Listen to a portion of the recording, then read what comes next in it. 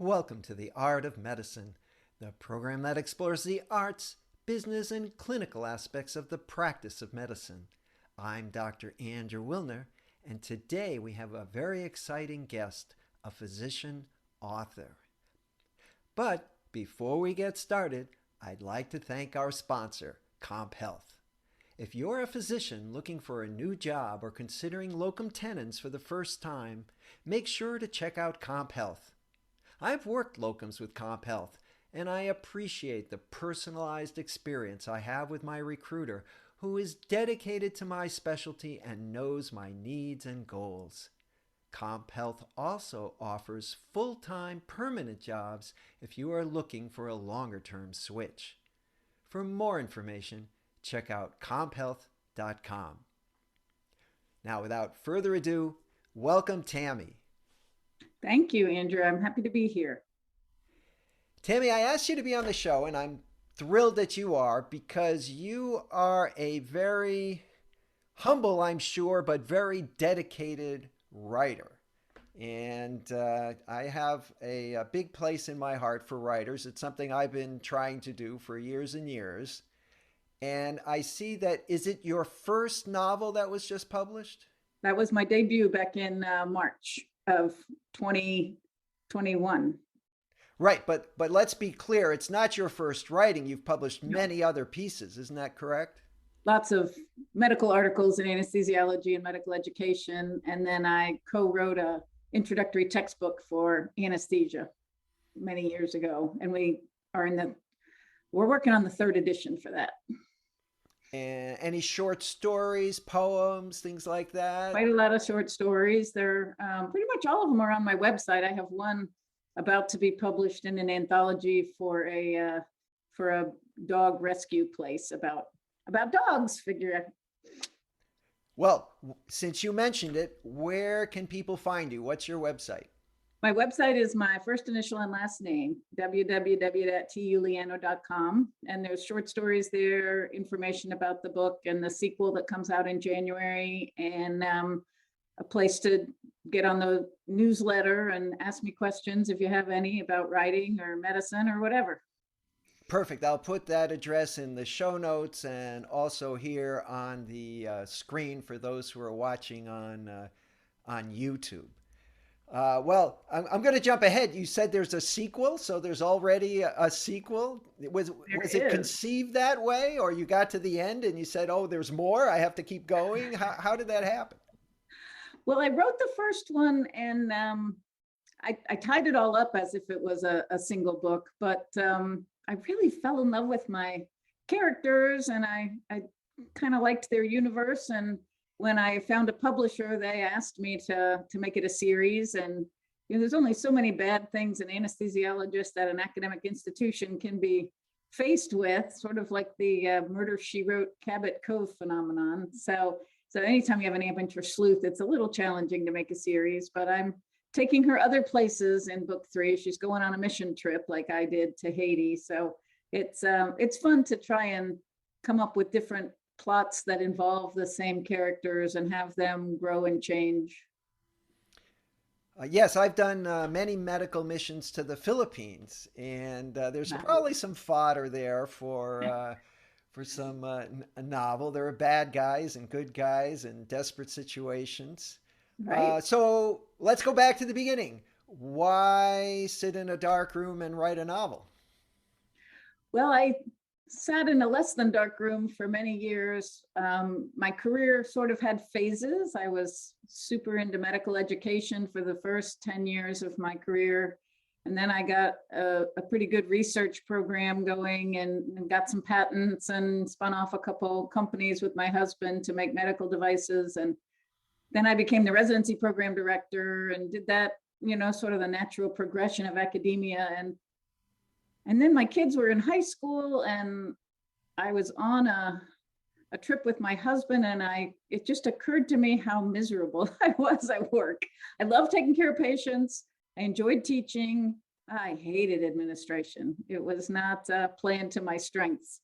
And so I sort of thought, I need to reinvent myself. And rather than find a different area of medicine, I decided to sort of branch out and went into fiction writing knowing absolutely nothing about it, which was sort of fun to start at the bottom again and sort of humble yourself to learning from people half your age. But it was okay, and I learned a lot, and sort of refreshing to my brain to learn a whole new field.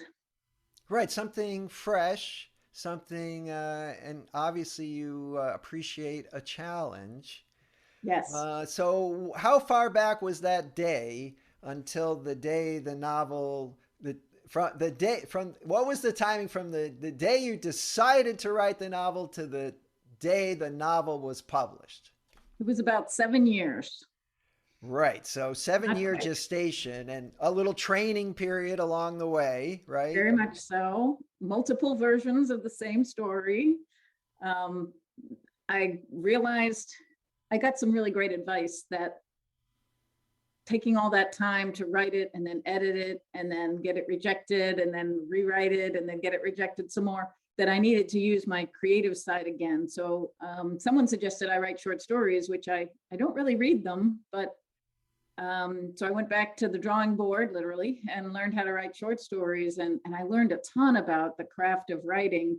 And also you get a couple little victories in there. You get a short story published, you get a few rejected, but then you get another one published, as opposed to a novel that takes so long to write and so long to edit.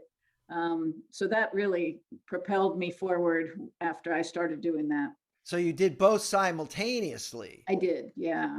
Like you're a marathon runner, but you're also running sprints, right?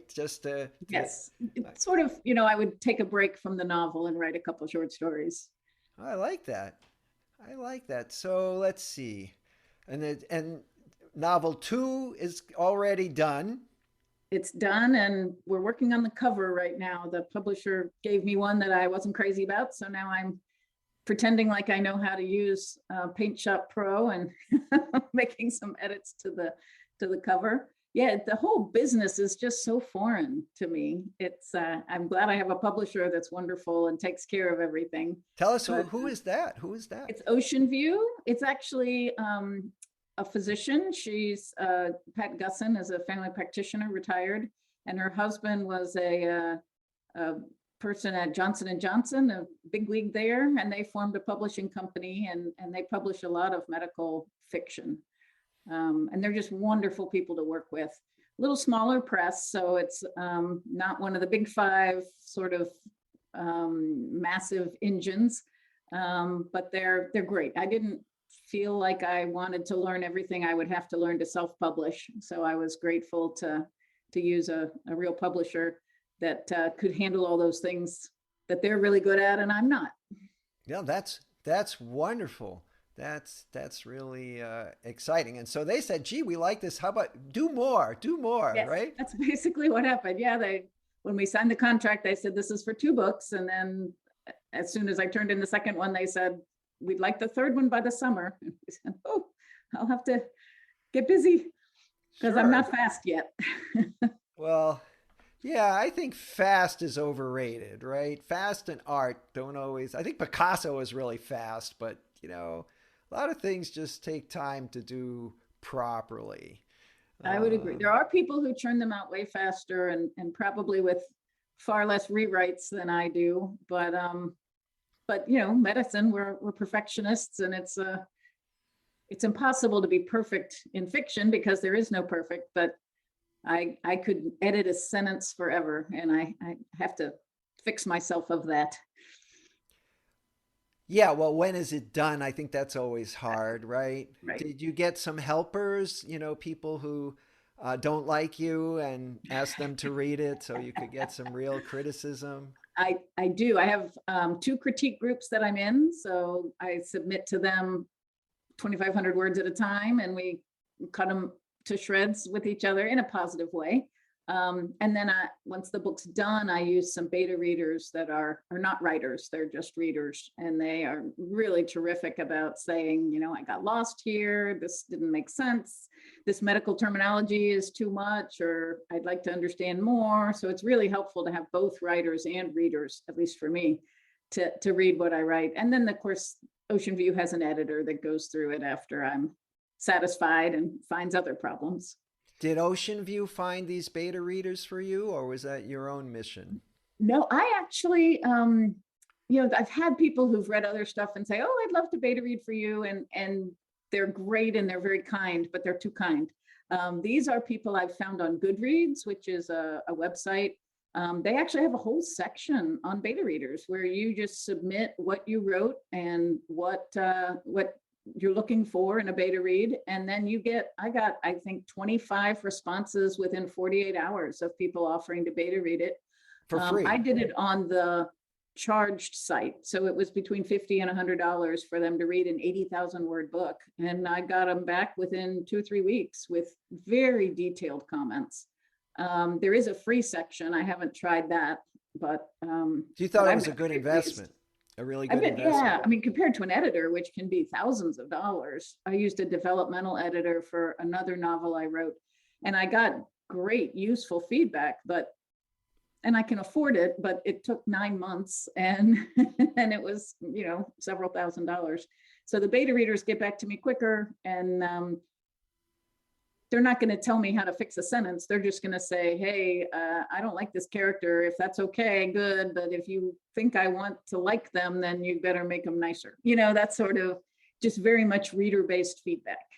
Yeah, that's very interesting. So if we look at the sales of the novel and the amount of, let's just talk about cash that you put into it, do you come out ahead with sales?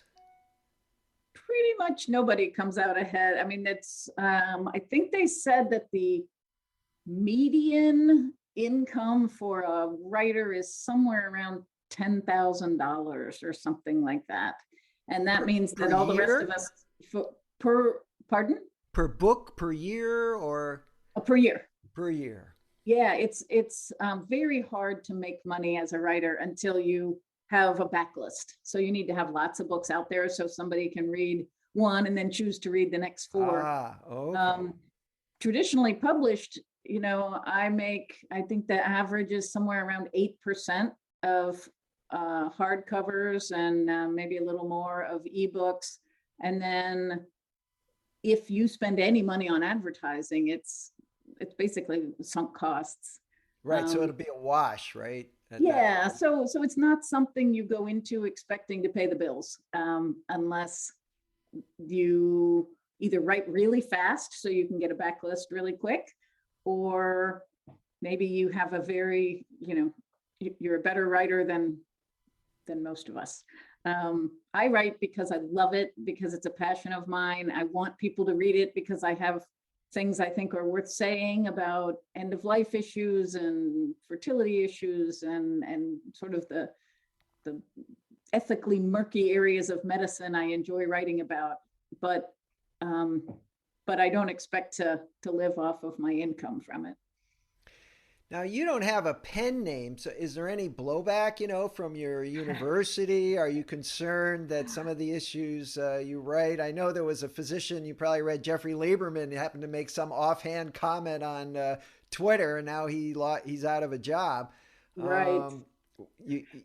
I've wondered about that, and I had a big conflict of interest thing anyway because of our patents that I had issues with research I was doing, that I had a conflict of interest. So I was already very much connected with the attorneys at our hospital. And so I talked to them when I started writing and said, is this something that you guys want to read and vet? And then they said no. I went to a legal just webcast and asked the question, and they said, as long as you don't malign your hospital, they can't sue you over it. So it's not named my hospital, and it's not in my town, although it's pretty easy to figure out exactly where it is because it's not like I'm in Boston where there's 400 hospitals. But I'm careful not to use obvious characters. People I know can figure out who I'm talking about, but it's always in a positive light and funny things that happened at the hospital that I put in there that they remember, but anybody else wouldn't be able to figure out who it is. But I am cognizant of that. And there is a fair amount written on the internet about how to avoid getting in trouble. But you're right, they could get upset with me just for voicing an opinion that they don't like theoretically, but I am a tenured professor, so they'd have a little bit of trouble kicking me out based on that sort of stuff. Excellent planning, I'll say, to become a tenured professor first. Good job. So, this all begs the question of a very hot topic of work life balance. I mean, writing a novel, as you point out, requires a lot of diligence and time, and you are in practice and you have a family. So, we got a couple minutes here. Tell us your secret. I wish I had a time expander. I think that, well, first of all, I would highly recommend a book called 4,000 Weeks by Oliver Burkeman. It came out a few months ago. It's about the finitude of life. And it took me a really long time to figure that out. And I'm grateful for the book, but I wish I'd read it 20 years ago. But the whole idea that everything you say yes to is saying no to something else. So pick the things you say yes to. So I got rid of the administrative positions that, well, I got some enjoyment out of helping residents or whatever. It was a big time suck and a big emotional bank suck, right? So I would come home exhausted, irritated by the 10% of people who took 90% of my energy to try and keep them in line. And so, I resigned all those positions and put my yeses toward the things that bring me joy. And granted, I waited until my kids were old enough that I wasn't taking time away from them to write. But I went down to 60%. So I have 2 8-hour days that are free for me to do what I want to do. And then I made a commitment that I was going to be a writer. So I don't spend those 8-hour days lounging or taking tennis lessons. I use them to write. And then I still do the other things, but they are on not writing time. So it really does you have to make a commitment that it's something you want to do. And the whole idea of every 10 years sort of assessing, where am I, where do I want to go? Because it's so easy to just keep doing what you do because it's what you do without ever really doing a little check to see if it's what you should be doing or what you're meant to be doing if you believe in that. And so I got that advice: every 10 years, reinvent yourself. And that's kind of what I've done. And I couldn't be happier with where I am now. Well, that's great. And I think that's a great place to wrap up. So tell us the name of the novel and where we can find it. It's called Fatal Intent, and it's at Amazon, any booksellers. It's available in hardcover and paperback, actually, by the time this goes out, and audiobook. And then the sequel is called Misfire, and it comes out next January. Well, Dr. Euliano, I want to thank you for joining us here in the Art of Medicine, but you've created a lot of work for me because I always read the books of my guests. And now I'm committed to reading 2 books, and it looks like a 3rd book. And so that's just great. That's I hope really you enjoy fantastic. them. Thank you for having me. Before we close, I'd like to give another thanks to our sponsor, Comp Health. At Comp Health, you can talk with a recruiter who knows your specialty and will actually get to know you and your goals. Consider starting your personalized job search at comphealth.com. That's comphealth.com.